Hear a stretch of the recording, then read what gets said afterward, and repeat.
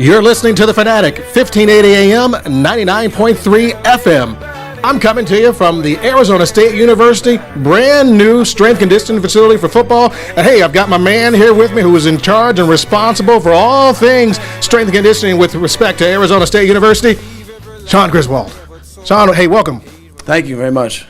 So talk to me a little bit. A lot of anticipation has built up around the release and the opening of this new facility. What can you tell us about it today? Yeah, so obviously an unbelievable facility, top-notch, the best in the country. Coach Graham has done a phenomenal job of raising money and putting together the a first-class facility for me to work in, our student-athletes to have, and our coaches and athletic trainers to reside in every single day. Now, talk to us a little bit about what athletes can expect when they walk in the doors here. Now, they've already started doing some work here, it sounds like, though. Just started this morning. We're finishing up our last little bit of summer. We just finished back squat maxing today and then went over and did pro agility. So kind of our first day here, still trying to put some pieces together. But for the most part, everything's in place. Obviously when they walk in, their first-class facility, brand new power lift. Everything you see here is brand new, from Powerade station to all the machines, all the bumpers, clamps, collars, bars, all those kind of things. The new TV wall, all that kind of stuff is all brand new to this facility. Now, how important is strength conditioning, especially for football? I know that a lot of athletes around the country spend a lot of time focusing on the game, but how important is strength conditioning? I feel like it's a huge part, but we're just a piece of the puzzle. I think we do a great job here at Arizona State between our athletic trainers, our team physicians. Our coaches do a phenomenal job, a lot of old high school football coaches. So we teach a lot of technique and those kind of things. Knock on wood, we're a big piece of that puzzle, just as much as they are. But knock on wood, we've been top 5 U.S. Miss starts in the last 5 years. So, that's a tribute to our kids and what they're buying into, and our coaches teaching with the coaches as far as equipment staff facilitating, putting the guys in the right cleats, the right shoulder pads, the right helmets. It's a huge part of everything we do as we go. Now, what's your philosophy when it comes to strength conditioning, especially through the summer months? Summer months was really trying to get in a top-notch shape, trying to gain some strength, speed, power, and explosiveness. Coach Graham talks about all the time. We're high-octane offense, which means we're high-octane defense and special teams because we score so fast. Average scoring drive under 2 minutes. That means you got to go back out and play fast. And if you've seen the Pac-12, obviously everybody in this side of the country has.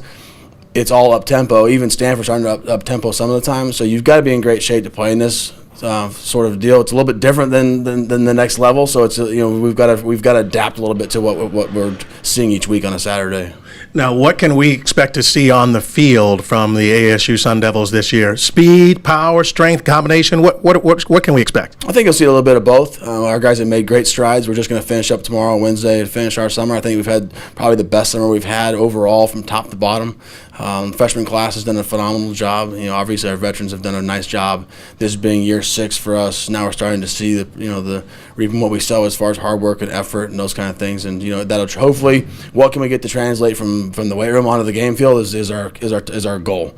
It's not how much you can clean, bench, and squat. I mean, those things come to a point and they are important, but there's also a lot of guys that can play really good football that aren't great in the weight room and great here and not great on the football field. That's our job to bridge that gap for those young men. And then hopefully what we can do here translates into being healthy, being great football players, and then, winning the Pac-12 and winning a national championship is the ultimate goal. Now, a lot of high school athletes and coaches will see this story. What's your advice to high school coaches and athletes out there? The state of Arizona does a really nice job. We're getting a really good quality athlete from every school that we've had, which has been very impressive as far as work ethic, being on time, being accountable, strong, pretty fit when they come in, listening to what we've told them. Those coaches have done a pretty good job.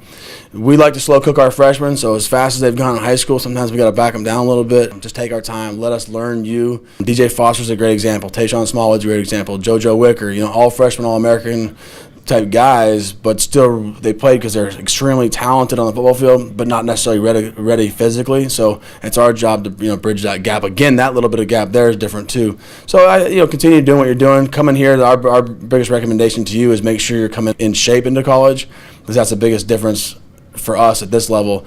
Playing in the Pac-12 could such an up-style tempo of offense. Now, one last question for you. You're in the middle of doing some end-of-summer testing. How important is assessing your athletes when it comes to getting them ready to start their strength conditioning program or to continue a strength conditioning program? That's big for us. We're not cookie cutter like most strength coaches aren't. They try to put a good stamp on the end of their summer and evaluate each kid individually as a position group, whether it's your front seven, your skill guys, your running backs, even your specialists, and then overall as a program, where are we? This is our moving into our second year of Catapult, just finishing up year one. So we're kind of getting some trends and those kind of things to see where we're at on conditioning days. How does it mimic a game? How does it mimic, practice, so we can kind of do some return to play things, and then how much work our guys are getting. So, you gotta take everything in the bucket and use it as your tool to try to provide the best training program you can for your kids. All right. Well, I appreciate you spending a little time with us, Coach. No problem. Thank you very much. Well, there you have it. I'm Zig Ziglar, the sports kinesiologist. I want to thank you for tuning in to all things health, fitness, and sports performance. You're listening to The Fanatic, 1580 AM, 99.3 FM.